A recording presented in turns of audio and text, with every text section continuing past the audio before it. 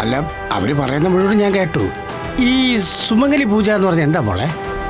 അത് ഭാര്യ ഭർത്താക്കന്മാർ ഒന്നിച്ച് നടത്തുന്ന ഒരു ചടങ്ങാ. ഓ, വലിയ ഐതിഹ്യ അതിന്റെ പുറകില്. എനിക്ക് അതില് പങ്കെടുക്കൊന്നും വേണ്ട, അവിടെ വരെ പോയാ മതി. അല്ല, സ്വാമി പറഞ്ഞതുപോലെ ഒരു പ്രവചനം രാജുവേട്ടനും കൂടെ നടത്തട്ടെ. മോള് പോവും. ഈ പറഞ്ഞ സുമംഗലി പൂജയിൽ മോള് പങ്കെടുത്തിരിക്കും.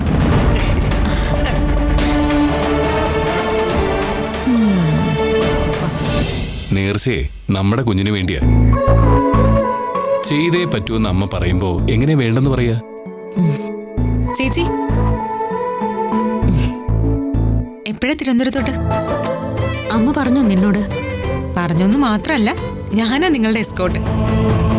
ഒരു കാരണവശാലും അവൾ ഈ സുമംഗലി പൂജയിൽ പങ്കെടുക്കില്ല. ഞാനാ പറയുന്നത്.